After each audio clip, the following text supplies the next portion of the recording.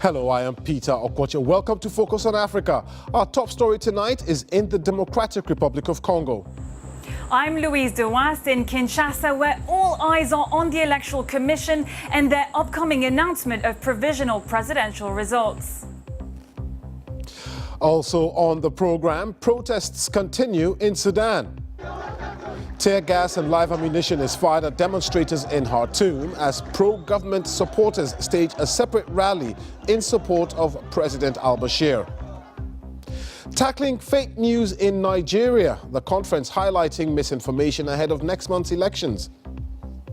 And in sports, Egypt's Mohamed Salah says his country's domestic league will be boosted by hosting this year's Africa Cup of Nations as he wins the African Footballer of the Year for a second time.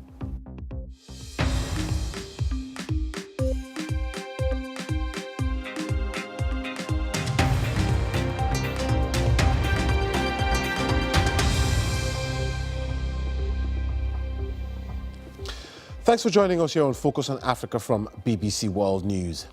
Suspense is growing in the Democratic Republic of Congo as the delayed results of recent presidential elections are expected today. The results had been due to be released on Sunday. Riot police have been deployed around the Commission's headquarters amid fears that a disputed outcome could trigger violence. The powerful Catholic Church in the country says it is determined to expose any irregularities in the poll. Well, for the latest, let's speak to Louise Dewast in Kinshasa. And Louise, what's the latest on when the results will be released? A lot of suspense here tonight. The Electoral Commission is still deliberating. It could be hours before they announce a name. We understand that it will give tallies of each constituencies before announcing the declared winner.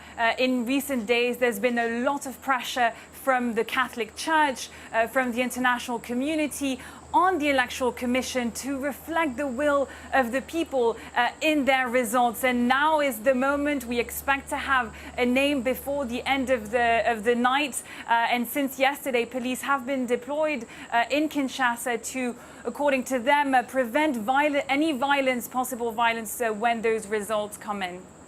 And we understand Zambia's President Edgar Lungu and his South African counterpart Cyril Ramaphosa met yesterday to discuss the situation in the DR Congo. Do we know what came out of that meeting? Right. Well, you know, in the same way that many election observers have said, is that the voting, according to them, went relatively smoothly, but they did note a number of irregularities on voting day. But one of the crucial parts of this whole electoral process is the compilation of results. And today, both presidents called on the Electoral Commission to quickly publish those results. You know, Congolese people in general, following this historic voting, are aware that this election wasn't perfect, but there is a sense of hope tonight in the capital, at least where we are. And there is also some fear of possible violence if those results are contested. In the last elections in 2006 and in 2011, there was violence that was violently suppressed. So a lot of fears as well here tonight in the DRC. You mentioned the situation there in Kinshasa. What about the restive east of the country, where we've seen clashes between rebel groups in the past? Is there any fear on the ground that, you know, these volatile areas could erupt if they don't get who they believe should have won the elections?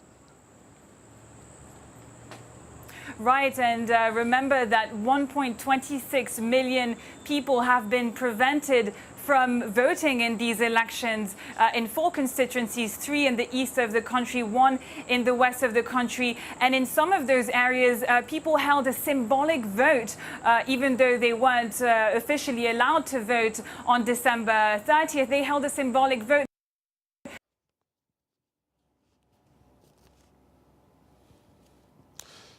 And we seem to have lost the line to Louise Dewast there. She was speaking to us live from the DRC. Now, two opposing camps have taken to the streets of Sudan's capital, Khartoum, and its twin city, Omdurman, today. Several hundred people gathered in Green Square to pledge their support and allegiance for embattled President Omar al-Bashir, who is facing the strongest popular challenge to his nearly 30 years in power. Meanwhile, across the Nile from Khartoum in the city of Omdurman, the largest anti-government demonstration so far also took place. BBC Africa's Mohamed Hashim has this report.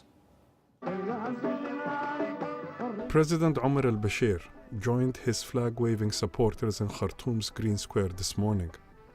It was planned as a show of strength in the midst of weeks of protests demanding his removal. But from a different angle, the crowd looked decidedly smaller.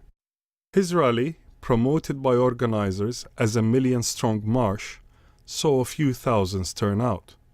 Mainly ruling party personnel and civil servants bussed in to cheer their leader. Bashir remained defiant. We welcome those who seek power, but there is only one route to get it. That decision belongs to the Sudanese people. It is your decision, through the ballot boxes in free and transparent elections. Anyone wanting to rule Sudan has to go back to the people. Whoever the Sudanese people choose, we will stand aside and salute them immediately. While his supporters gathered in the Green Square, across the city in Omdurman, far larger marches were taking off, heading to Parliament. They were met with this. Security forces fired tear gas and even live ammunition to try and block the protesters from reaching Parliament.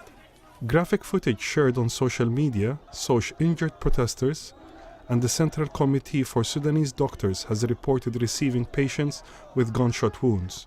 At his rally, Bashir praised the army and the security forces for their humane handling of the demonstrators. But with the opposition claiming a mounting death toll and no end to the protests in sight, the biggest challenge the president has ever faced is only growing. Mohamed Hashim, BBC News.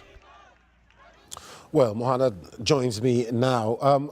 Mohamed, is that Bashir's, are those Bashir supporters trying to push back on these anti-Bashir protests? I think this was the aim from the ruling National Congress Party, is that they will rally their crowds, they will come up, they will show a strong crowd in solidarity with the president.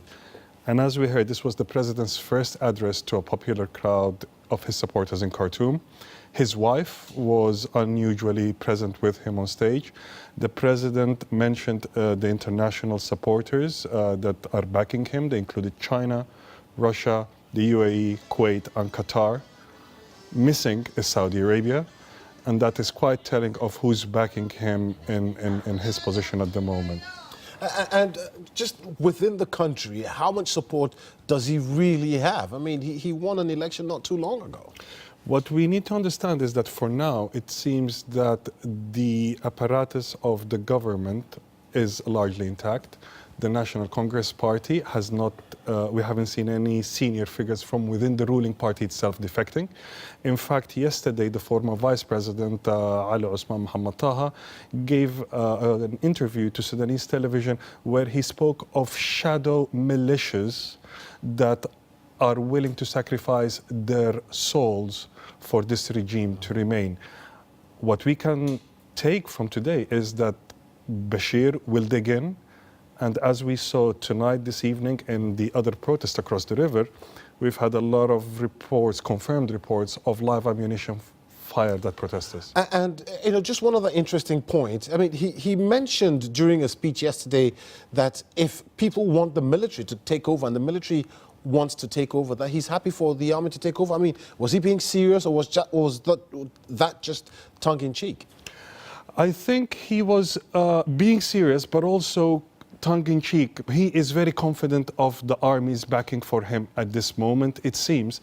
And it was very interesting what he followed on saying. He said, the military can take over, but then every rat will have to return to the hole it came from. In essence, the president equates the protesters against him to rats. It's still telling. What is going on in Omdurman today is by far the largest protests and marches to come onto the streets of the capital. And from reports and videos that I've been watching and following on social media, the only means available for protesters to communicate to the outside world, it seems that they will keep on coming to the streets over the next coming days and weeks. Mohamed, always great to get your insight into the affairs in Sudan. Thank you very much. Thank you. Now, with Nigeria's elections less than 6 weeks away, the country's information minister says the spread of misinformation and fake news is the biggest threat to the vote. As part of the BBC's commitment to tackle fake news, we've been holding an event in the capital, Abuja, today aimed at countering the spread of false information. Mayeni Jones has more. Some of the topics discussed during the conference include whether social media should be regulated and the role of the media in debunking fake news online. One such initiative is Cross-Check Nigeria, a collaboration between 18 newsrooms to verify some of the stories spread on social media platforms. I spoke to one of their contributing editors who explained why he thinks that this election cycle has seen more fake news than ever. These are very heavy-duty politicians. And because of that, both are using the resources within their power. Within their power to mobilize people, and most of their people are, saying all manner of things, false, half true, incorrect, just to make sure that their candidates, get into power. So how can you find out whether a picture you've seen on social media has been altered or has appeared anywhere else online? Well, there are freely available tools such as Google Image Search or TinyEye that allow you to look for pictures that have appeared elsewhere. I found out what some of the biggest fake news stories have been ahead of this election cycle. Did Trump endorse Atiku as Nigeria's presidential candidate? What the Atiku support groups did was just to, in a way, edit the surface and placed Atiku's picture on it, just to show that President Trump has endorsed, whereas he never did. That the President Buhari was being chased in Kano and stoned. The picture itself that they were trying to portray as was used in Uganda in February 2016. Okay. Just to prove that indeed President Buhari has been cloned. It was said that he uses right hand to write, and all of a sudden, he now uses the left hand to write. But now it's so clear that this picture was flipped. Well, with this many fake news stories around, it's clear Nigerian people will have to have their wits about them ahead of these elections. Mayeni Jones, BBC News, Abuja.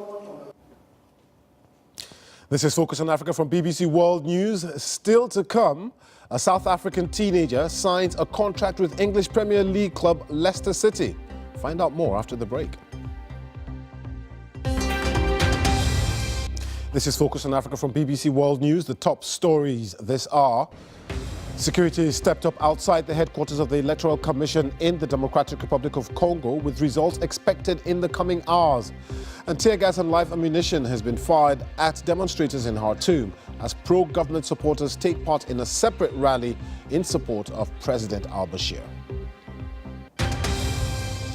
Trade between Eritreans and Ethiopians is thriving once more. I mean, they've been living in disputed territories, but a signing of the peace deal last July has changed all that. Our reporter Emmanuel Lugunza has been to the border town of Adigrat to see how day-to-day life has changed for the people living there.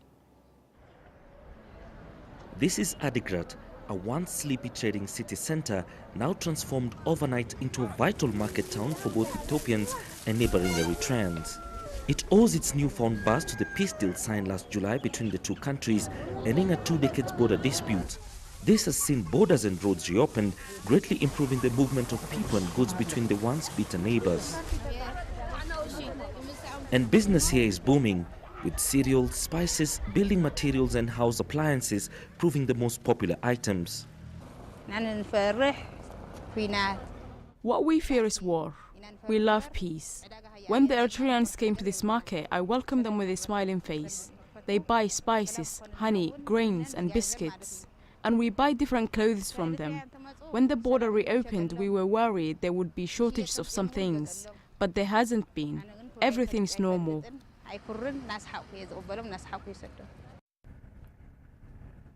But just 3 months ago, this road was impassable. There were huge boulders placed and blocking access to the Eritrean border. But since September, when it was reopened, people are now free to go through the border crossing and also vehicles. And this has greatly improved trade between the two countries. It's still not yet clear how many people have crisscrossed the borders to trade since the first two border crossings were reopened last September. This week, leaders of the two countries reopened a third one, and local authorities here estimate it could be nearly 1,000 every day. Traders on the Ethiopian side say that treating the Eritrean brothers well also makes good financial sense. We've got to make a little profit, so the market is in a better state. When the border was first reopened, as many as 2,000 Eritreans were coming here every day. The numbers have gone down a little, but that's perhaps because they've bought everything they wanted. For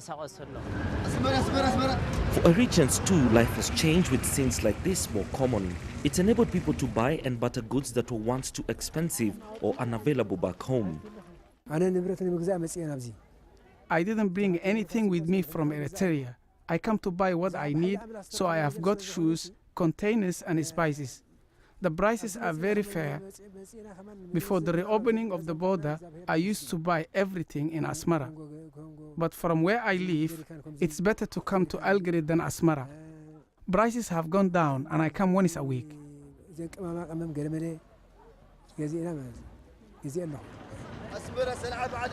For now, trade and movement between Ethiopia and Eritrea is completely open. Some analysts believe that some border control measures could be put in place soon. But that's unlikely to dampen the sense of optimism in these border towns. Emmanuel Igunza, BBC News, Adigrat in northern Ethiopia.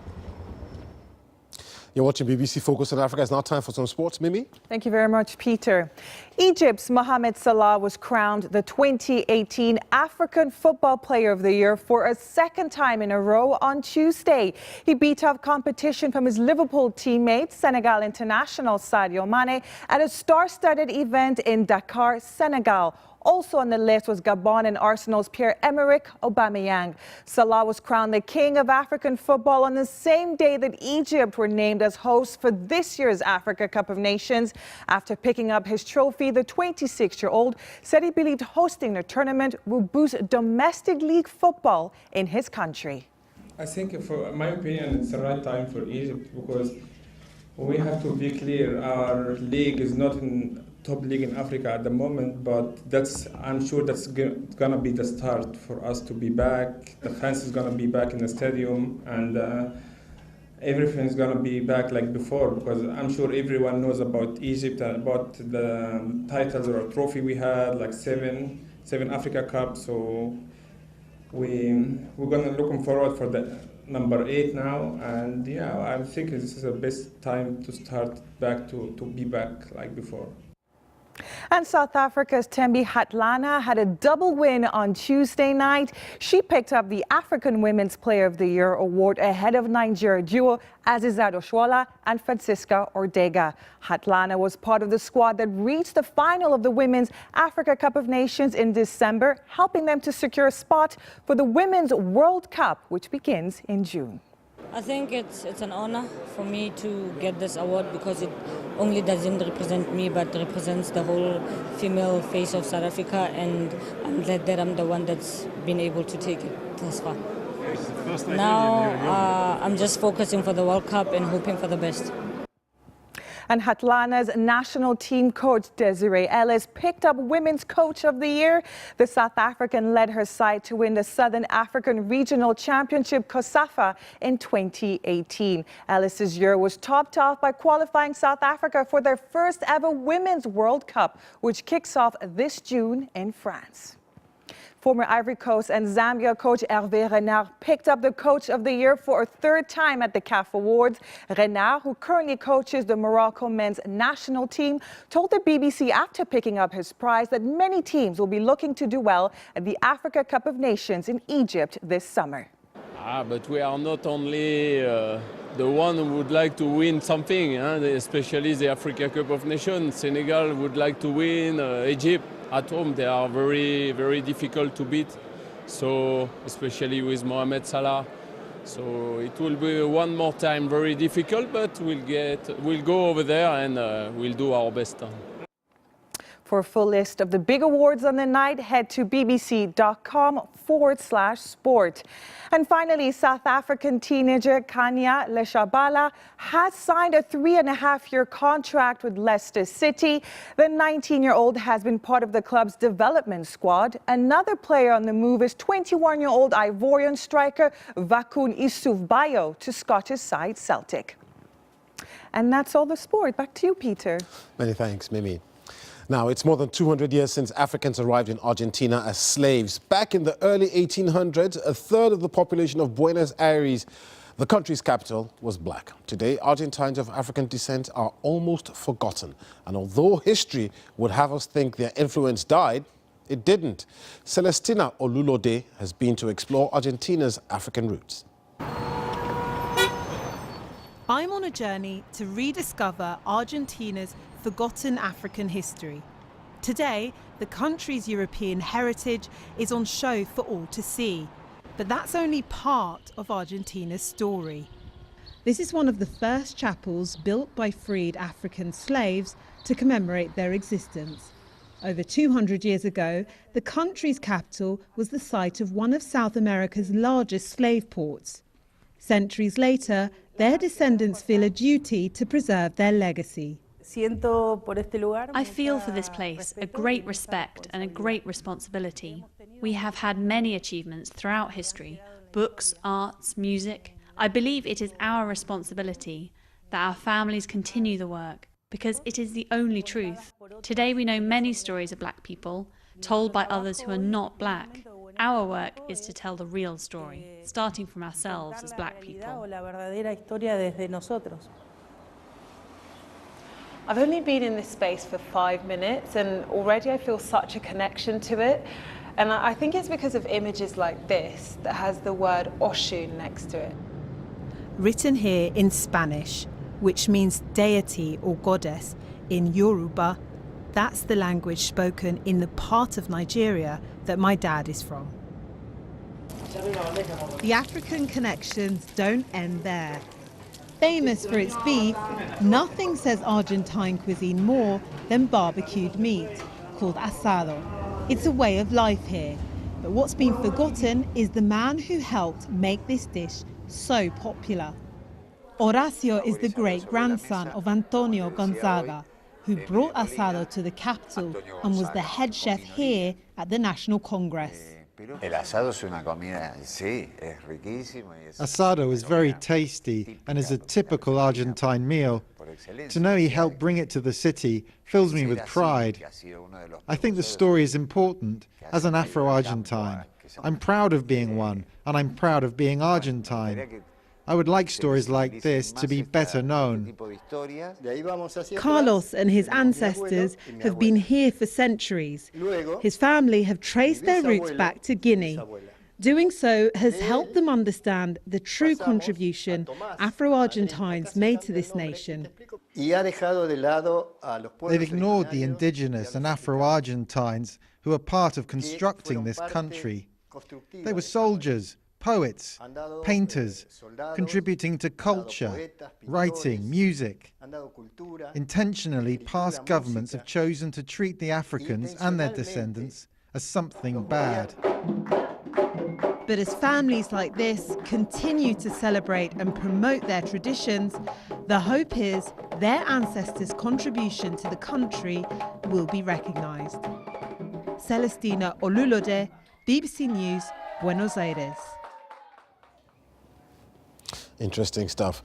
And don't forget, you can get in touch with me and some of the team on Twitter. I'm at Okwache. But for now, that's it from Focus on Africa. From me, Peter Okwache, and the rest of the team. Thanks for watching. See you soon.